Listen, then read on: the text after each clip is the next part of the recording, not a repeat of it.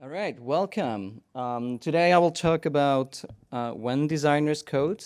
Glad that you made it here, especially because there's another huge talk in the auditorium. So I'm glad that you come here to listen to what I have to tell about GitLab and my team. So my name is Sasha Eckenberger. I'm a staff product designer at GitLab.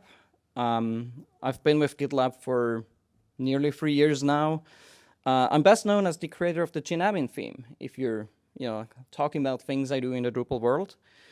But before we start, we actually need to answer a question first. Should designers actually code, right? This is like a question which is almost as old as like humankind. There's a lot of pros and cons if people actually should do that, if designers actually should code, right? You can find a lot of long articles in the internet. But there's only one real answer to this question, right? And this is hell yeah. Well, maybe I'm a bit biased because, I do my money with doing exactly that, and I might be just a tiny bit biased, so take that with a grain of salt. I think a more general answer to this question would be my favorite. It depends, right? It depends on, because there's so many nuances to this question. It depends on resources you have available.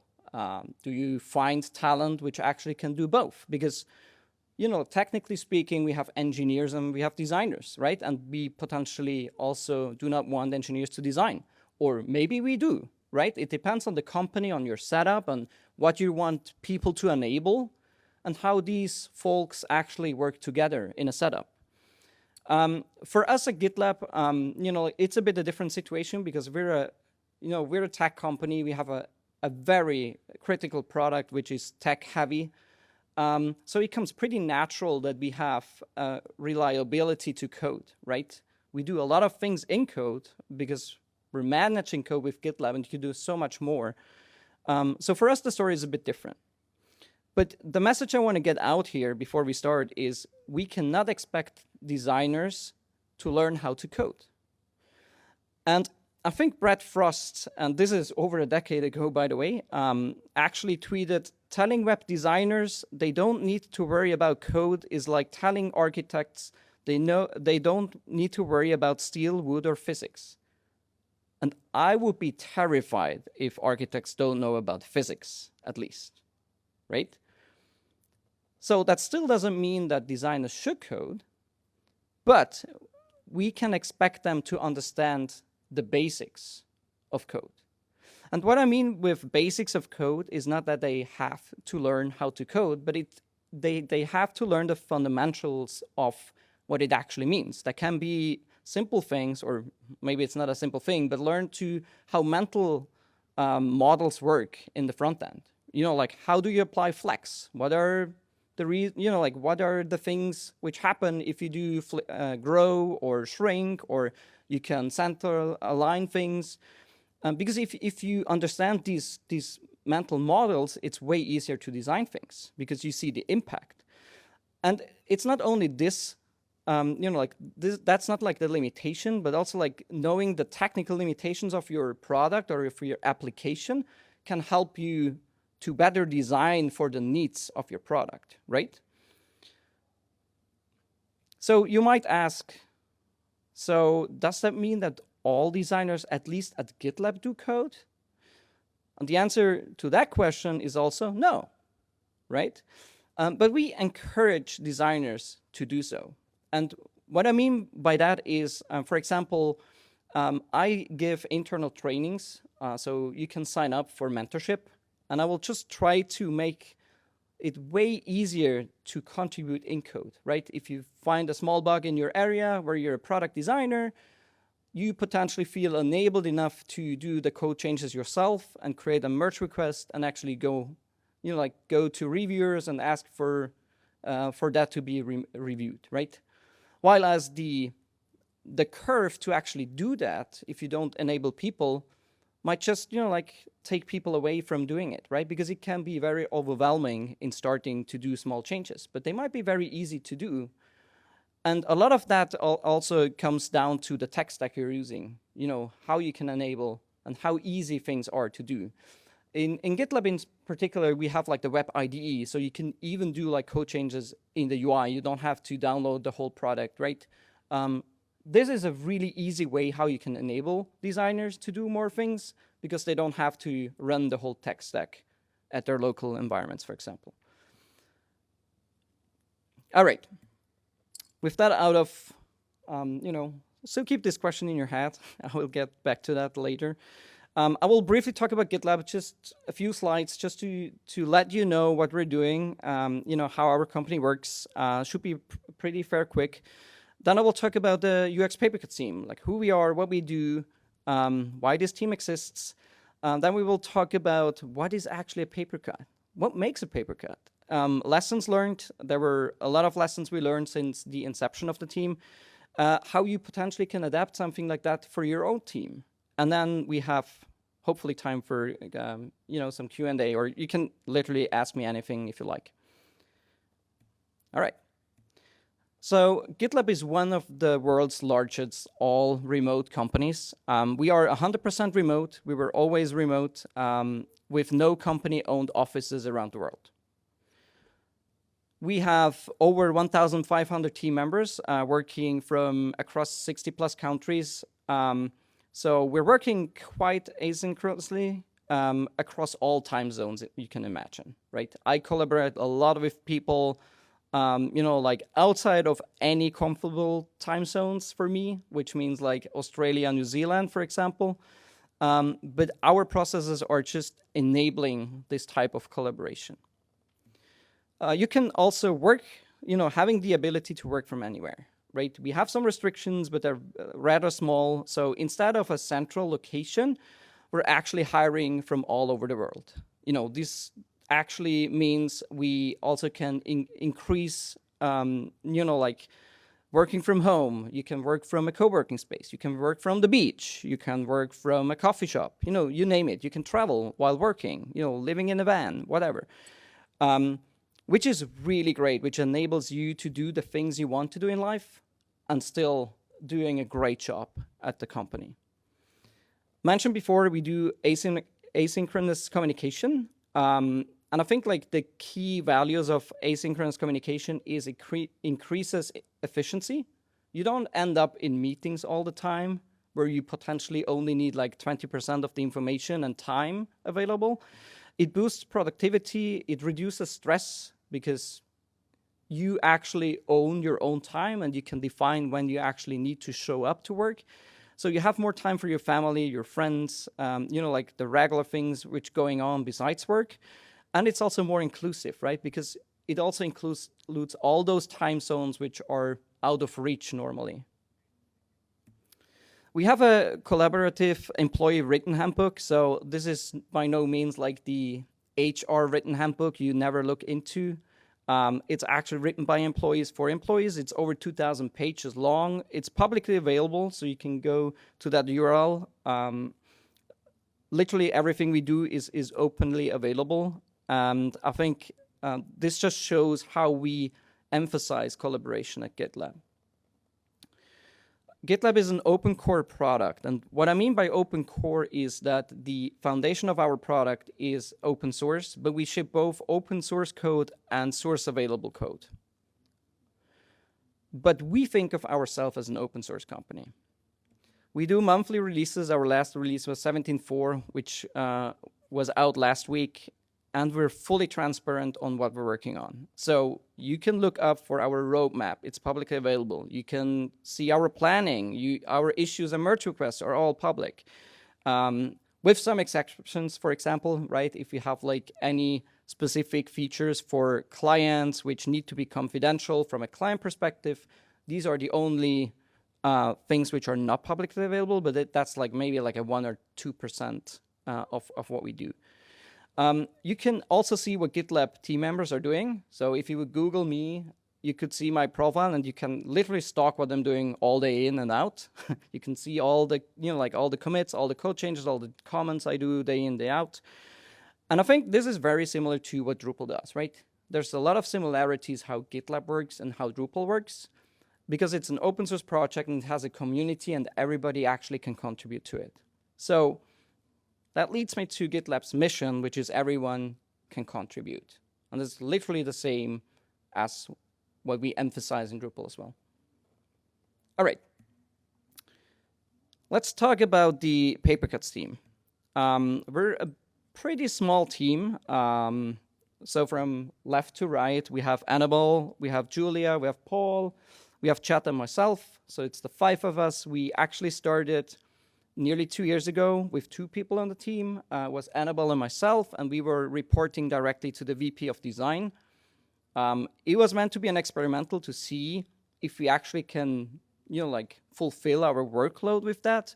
And as you can see, the result is, yes, we had to add more team members to actually do the work we do.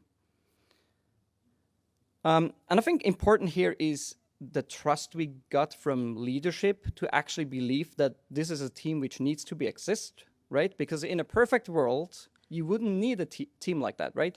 Because Papercuts or UXbox in general would never appear because, the world is perfect, so you wouldn't need this team. But reality is a different story. So the UX Papercuts team is an extension of the design systems team, right? We have a design systems team who oversees and is the owner of the design system and our component library.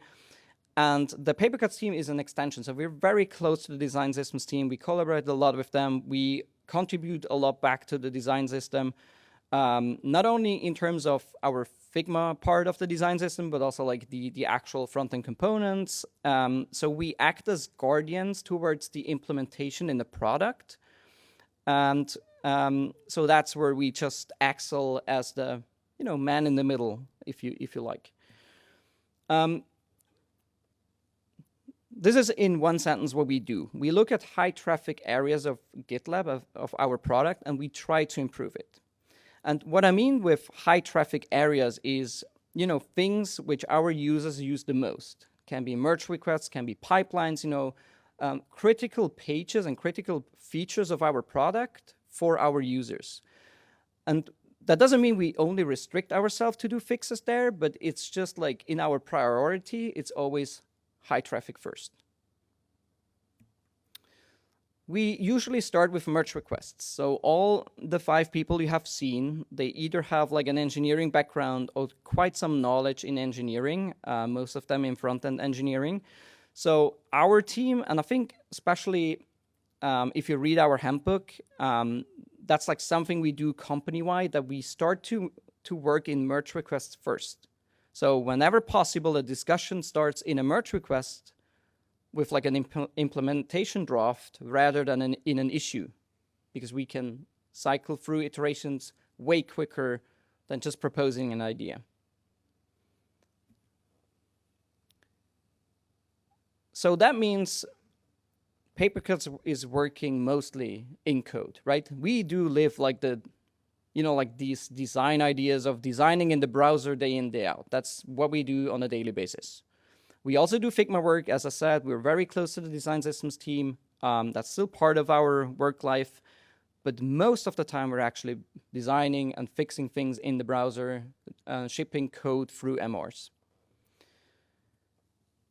And I think this is a very important message because our work can be very short-term and destined to be overwritten. That seems very negative, right? But what I mean by that is we try to improve the user experience for you as users right now. And we are very well aware of some roadmaps of internal teams, like where they're heading to, because sometimes we drop, for example, like support for a feature because we know it will superseded by a new feature in like 2 months, like in 2 releases. And then we potentially do not want to fix a lot of things in the meantime because we don't want to waste time on it. This is actually where my team steps in and takes ownership to actually provide you as users an intermediate better solution until the new thing arrives, right? We collaborate with a lot of other teams, right? This is like a team effort. It wouldn't be possible because like the things we do and the things we work on are almost all 100% owned by other teams. Like my team does not own any feature, at least not right now. But we step into other, like other people's garden and do some work, right? And you potentially want to inform your neighbor that you're doing the garden, that you just cut the grass, for example, right? They might be pleased if you tell them. They might be, not so pleased if you just do it, right? So that's basically our mission. We can also temporarily own features. So, we don't have a designer for every feature team we have at GitLab because we have a very big and very complex product. So sometimes if we change focus on our roadmap, for example, AI is a huge thing at GitLab right now, right? We're pushing out so many features. So we needed to get more designers to be involved with AI. So that meant in comparison that we have some features which currently do not have like a dedicated designer attached. And just to be able to not let these features to be stale at some point, the paper cuts team can be also brought into this team to actually take ownership for a while to maintain it and potentially just do some design work for those teams at interim. Each milestone has a theme. So that's for ourselves to restrict and inform better of what we're doing, right? We don't want to end up Wild West doing fixes all over the place and literally just, sorry for the wording, but pissing off everybody because nobody knows what Papercuts is doing. So we set ourselves a theme every milestone. That can be merge request UI. It's pretty clear. It can span multiple features or, even teams or stages, as we call them. It can be called improve the wiki experience. So it has a clear goal. We said it, this needs to be done in 17.1. We inform like 2 or 3 milestones in advance that this will happen. We onboard the team, which actually owns this feature, discuss with them of opportunities. Do you have like any issues you have in your backlog which weren't prioritized yet? So we can potentially take them over and work on them. So it's a collaborative effort. But we also have long-term initiatives, and these can span multiple milestones. To just name a few is we currently integrating a lot of new design tokens into our product. And because we're so close to the design systems team, it's pretty, like near the work we do that we can actually help out with integrating this into the product and also oversee if the implementation is correct. We're also working, spoiler alert, on a new dark mode, and there's also where we heavily involved in the whole design experience, but also the implementation part. We have a meta issue every quarter where we, just post internally where people can reach out with ideas for potential new milestones. If they have features they think we can potentially help them out with like improving, they can actually propose that in that meta issue. They can come up with ideas of what we potentially can collaborate with and stuff like that. So it's like a living document with a lot of potentials. And then we go into our own team planning in seeing with the teams what we actually can deliver. I think I mentioned that before already. We plan roughly like 3 milestones in advance, like try to do like a quarter just to inform the team that they're ready, that a lot of MRs go their way, right? Because it's also like an effort to make sure that the team who owns the features actually also sees them. So we either use the engineers of that team or designers as a CC to inform them if it's a small change. If it's a bigger change or a bigger fix, we actually use them to review the changes because they're the ones who actually have to support it down the way, right? How do we gather like the information we're working on? Like how do we actually get the bug, the UX bugs and like the feature improvements and the polishment? We gather that from different resources. One is community provided feedback in open issues, especially if they're labeled with a bug UX label or a UX papercut label. This naturally ends up in our issue queue. We do research reports where we do like customer interviews and user interviews. We gather a lot of insights where we can actually take action to do improvements. we have our own backlog of things. We have customer feedback where we do surveys, and we also do monitor, for example, internal Slack channels. So we have a Slack channel which is called Is This Known, where people, if something screws up in our product, right, in the bleeding edge version we use internally, somebody will post it in the Is This Known chat. And then we actually monitor the chat. We're pretty active saying, oh yeah, that's something we can actually fix right now. And then we will push for a fix in a couple of minutes or hours. But we also have a community Discord channel where like our contributors gather. So we monitor that as well. And also social media. So if you ever post anything which bothers you on social media about GitLab, we potentially have seen it, or we will just potentially take action. All right. Now, what is actually a paper cut? Does anybody know? Any guesses? Yeah. Let me show you a quick video.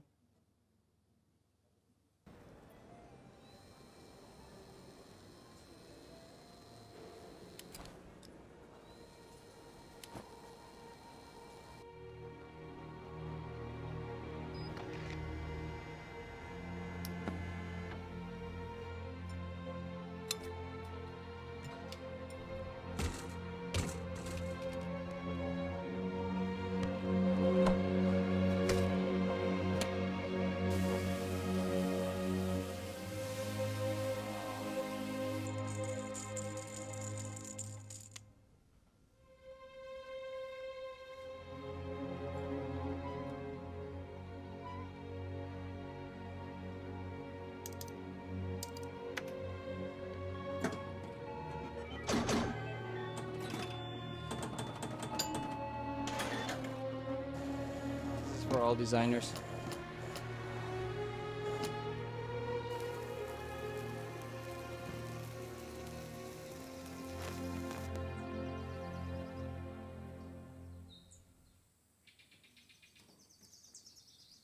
So just wanted to show you some examples of real world annoyances or frustrations, because what paper cuts actually are, there are a lot of frustrations, right? They create a lot of frustrations. Like the word paper cuts, or the term paper cuts, comes, like you already said correctly, is if you just do a small cut with a piece of paper on your fingertip, it's bleeding, it might be hurtful, right? It always reminds you it's there, but it might not be painful enough to actually check, like, to go to a doctor's office and check it, right? And that's actually the point of a paper cut. So a UX paper cut is a minor problem that can frustrate users. It always reminds you it's there, but it might not be enough for you to actually go to GitLab, search the issue queue, is there an issue, or create an issue. So you just go along with it, but it always bothers you all the time. And in a sum, if you have a lot of paper cuts in your product, in the summary, these problems actually can reduce the overall satisfactions users have of your product, right? Because it creates a lot of frustration, a lot of annoyance. And our goal as a team is to improve user satisfaction. Because most of the time, these things are also too small for us as a company to actually prioritize in our roadmap, right? Because we always have new features. We have a lot of requests and things we want to do and we want to achieve. And these things sometimes just slip through because the feature is not broken. It works. It might be it might be a bit cumbersome, but it still works. So why should we fix it, right? And this is where like my team comes into play. So the types of paper cuts we're actually looking at are cosmetic issues. Can be missing spacing, wrong spacing, misalignment, frustrating patterns. And I have examples for all of them, in the next couple of slides. Improvements to boost convenience and ease of use. Can we make something where we can cut the corner and make it easier for users? Readability and accessibility issues. I think that's an important one.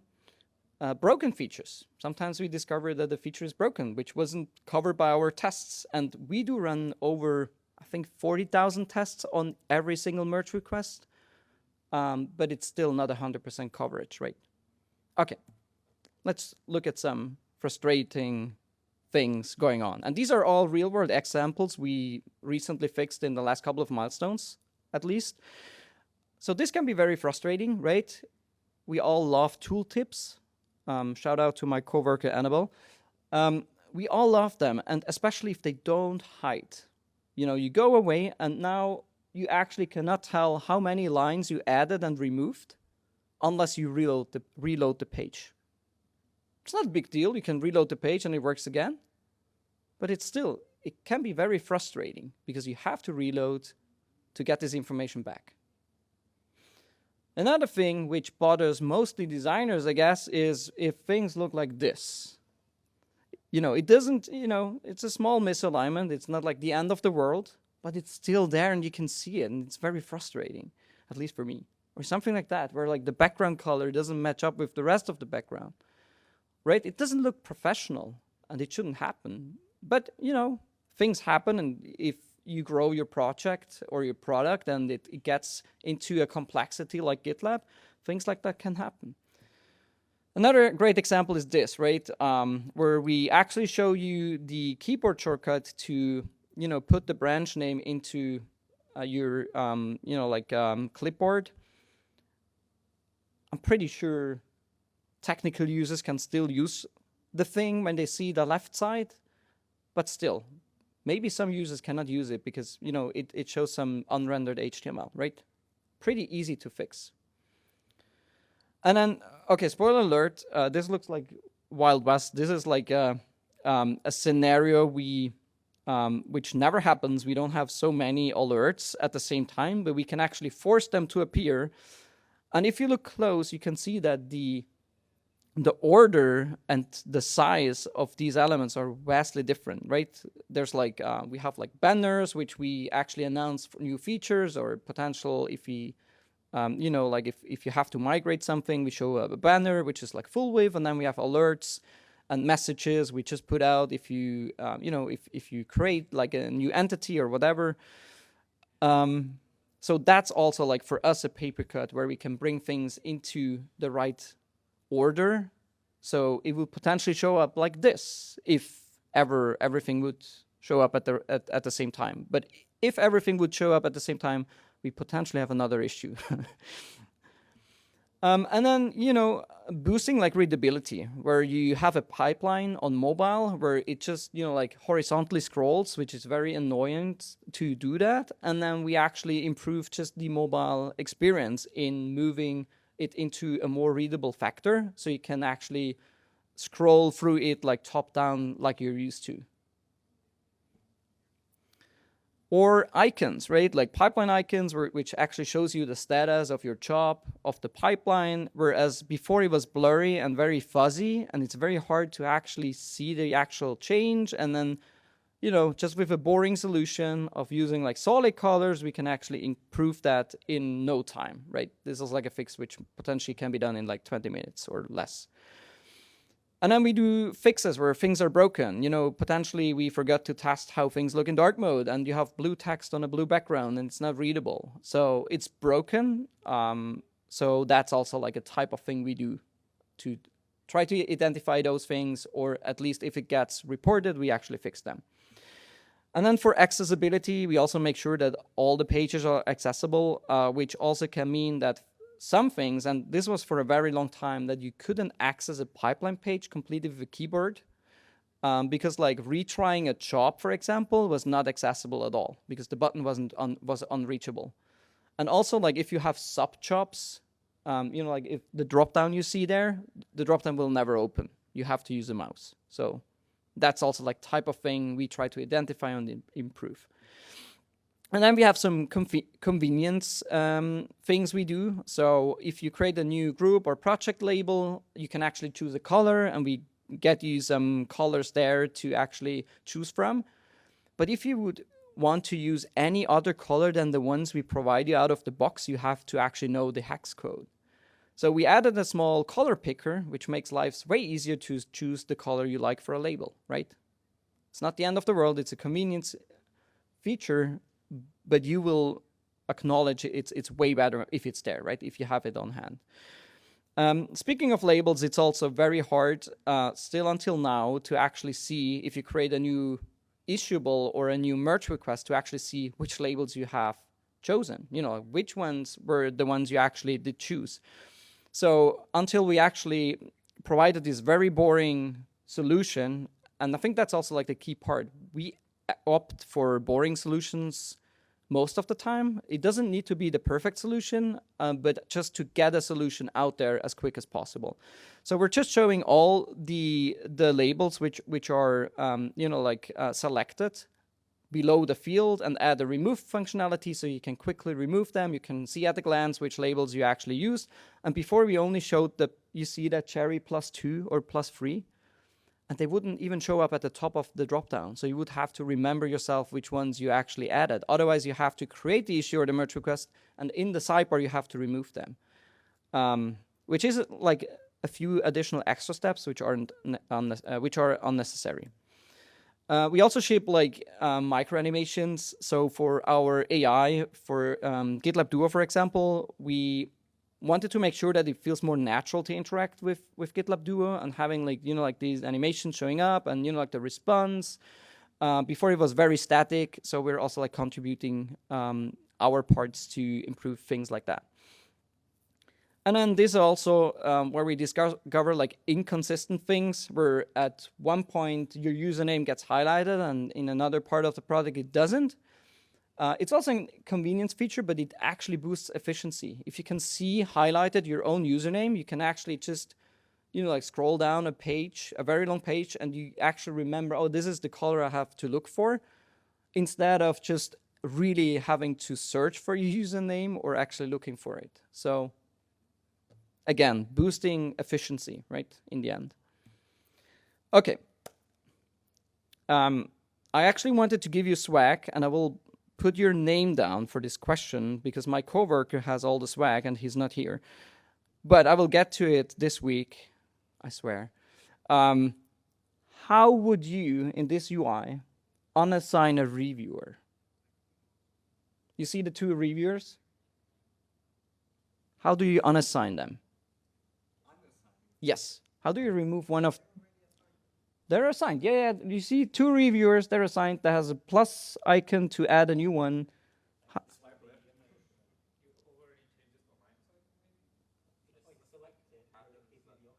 Yes. You click on the plus icon. The dropdown opens, you search for the user or click on the user. You click outside of the dropdown and it gets removed. So what if we would ship a paper cut to just add a remove button? Simple thing, right? All right.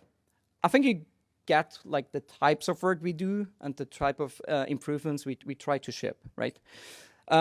Let's talk quickly about bigger initiatives. I mentioned that before. We do also initiatives where we potentially can span multiple milestones. So one of them is we want to make our UI more joyful. And my coworker Julia is also a great illustrator. So we're currently migrating all our boring status states. And I know they're depressing. If you see a 543 on GitLab, you might be already depressed. But if you see a nice illustration, it might cheer you up a bit more again. Another example is where we just place text on an empty state, and we can actually, just polish that with nice illustrations. So that's something which spans over multiple milestones because we have a lot of empty states in our UI.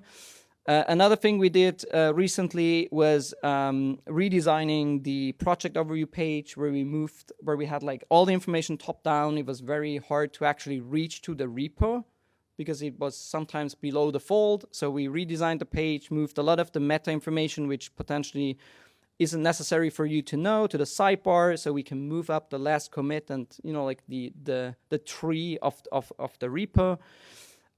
We overhauled the user profiles, did briefs on live, reused some patterns we use in other parts of the UI to make it more convenient to use.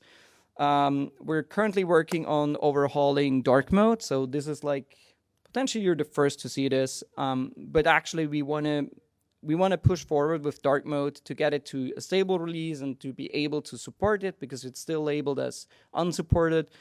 But to actually go there, we want to try out like new design patterns we haven't implemented yet, even in light mode. So dark mode will be the leading phase for now, and then we will bring back those design principles back to light mode later.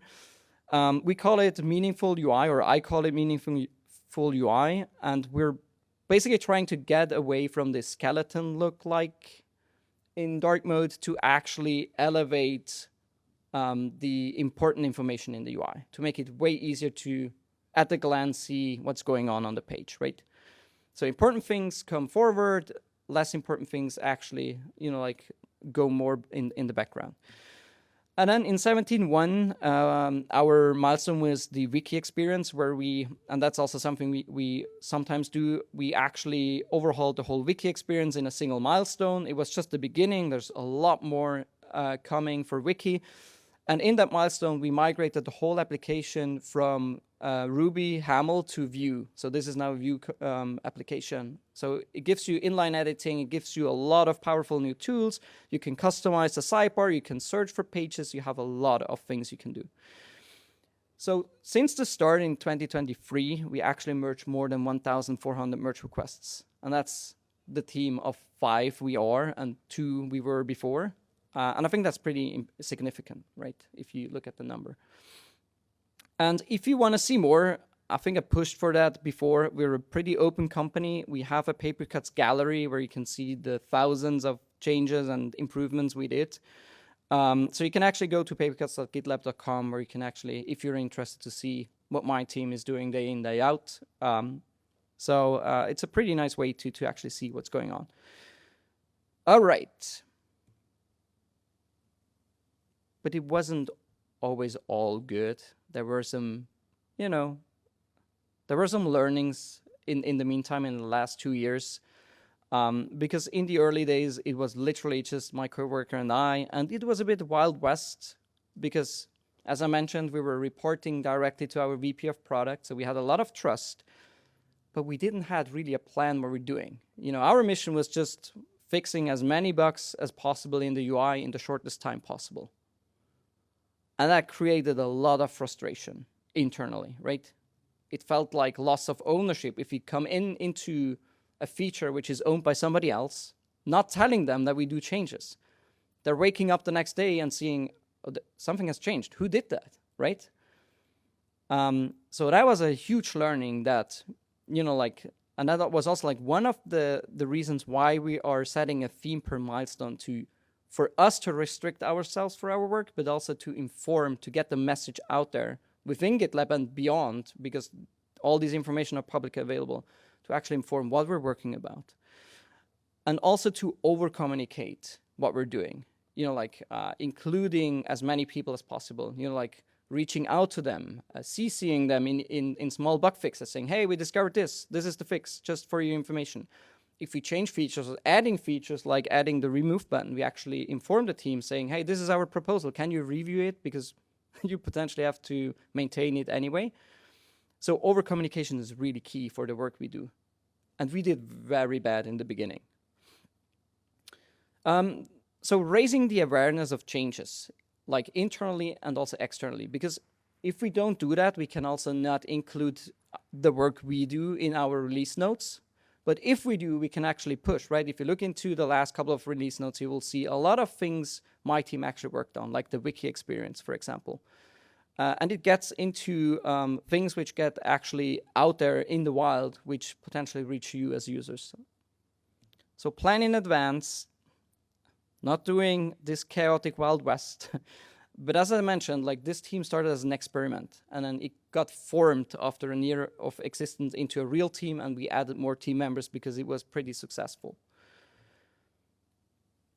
All right. Last but not least, how can you adapt something like this, right? So this is my pitch to you, or my proposal, how you can potentially do something like this for your own product, for your own company, whatever size your team is. You don't necessarily need designers who do code. we just tend to have them on the team. So that's just, like a pretty cool thing to have, because we don't have to bloat the team to a really big size to do those changes. But you can actually plan like a 1 week sprint, and I think like the bug smash terminologically is pretty well known in Drupal, because we have a bug smash as well in Drupal. So we potentially can call that like a bug smash sprint. We do day 1, pair up designers with engineers. We go into the product and actually try to find as many bugs as possible. And the best scenario to do this is actually try to use your product as your users would do. Because sometimes you're very focused on a specific way how you're using the product, which potentially excludes how your users are using the product, right?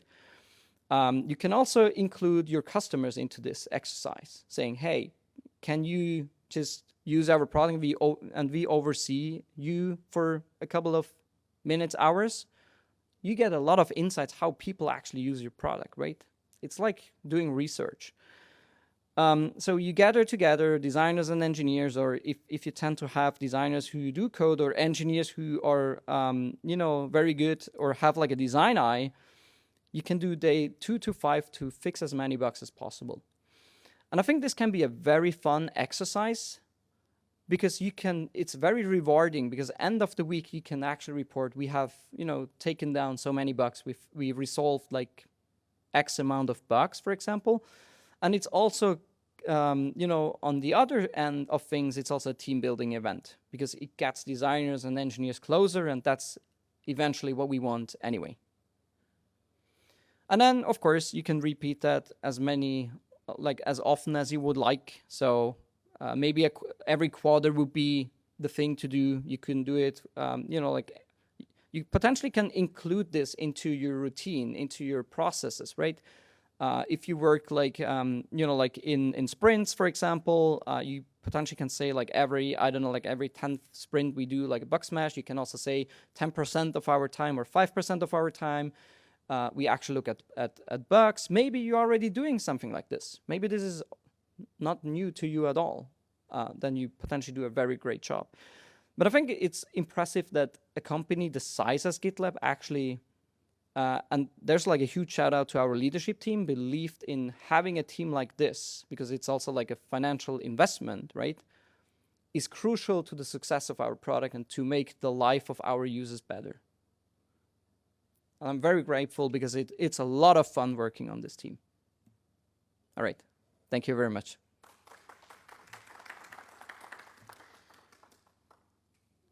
Do you have any questions? Can be Papercuts related, can be GitLab related. I try my best to answer your question. Very short amount of time. Yeah, sorry. Maybe one. And it's good. Sorry. An extra question: how else can people get hold of you if they have other questions? Yeah, thank you. You mentioned that there are some restrictions in places that you might be able to work, and I wonder what was that, No, there aren't any restrictions. I just said that we try to restrict ourselves in which area we want to work. Yeah. So that means technically that when we do a milestone, which is like a 4-week sprint, we potentially want to restrict ourselves that the majority of our changes are in a specific feature subset of our product, for example. And that helps the team owning these features, knowing that, because we can put out there like sometimes hundreds of merge requests a milestone. So that adds a lot of pressure to the feature team who owns that, especially if they opt in. We leave that decision to every team if they actually want to review every single merge request we do, or if it's fine if we just CC them on every single change, and if we think it's necessary because it's a departure of what they have, to actually add them as reviewers, and otherwise just inform them about the changes, right? If it's a small bug fix like the like a misalignment, whatever, I don't think like the engineering team which owns this feature needs to review it, right? Can be any reviewer. But if we add like a new feature like the remove button, the team needs to be informed, because potentially they have to update documentation. Maybe want to add it to the change log and stuff like that. So that's why I'm saying. But we try to use high traffic areas first, and maybe areas which aren't that much used in our product go second, Okay, thank you. just to increase like the impact of our changes. Okay. I'm just conscious that somebody might need to come in and set up after us. So Trying to be tricky. Thank you. Can you explain a little bit more in detail why your papercut team also tackles larger projects like the dark mode or the Wikipedia stuff? I understood the small tasks you showed us because small changes, high impact, Yeah. but I really don't understand why you worked on the dark mode, for example. Yeah. So this can have like multiple reasons. One reason can literally be interest. So if our team has an interest in something, we can boost the speed of these features because we're a very fast moving team. And we have and this shouldn't be negative, but we have other teams which are, the pace of the team is way slower, right? Because they opt for perfection, we opt for speed, right? But with speed, we try for perfection as well, right? So, yeah, but so it can be like personal interest, personal preference. It can also be the lack of resources available. So sometimes, as I mentioned, if we say, okay, AI is on our roadmap, it's very important, we actually need to have more designers on it, then another part of the product might get stale because we have to shift resources. And if we see fit for our team to take responsibility, this can be a very short time, can be immediate, that we say, okay, we step in and do changes. Or we propose change and saying, hey, this is what we think would be great. And then the team reaches out and say, okay, let's implement it. That's great, right? So it can have like a lot of different reasoning why we're doing that. For dark mode, dark mode is not a feature per se, which is owned by a team. It's owned by the design system. Well, okay, that's not true. It's owned by the design system, but it needs to get implemented in a lot of components, which spans the whole product, right? And we are potentially the team which knows the most. We have a lot of silos, which are great because there's a lot of knowledge about a certain feature, and our team is more broadly about what's available across the whole product. So that can be very helpful as well. Thank you. thank you so much. I feel like I could learn so much from you. I want another hour, but thank you very much. Another round of applause and we're Thank you. done. Yeah. That will be another tomorrow. If you're interested in the GitLab theme, I will have another session tomorrow. So just to get the message out there. Thank you.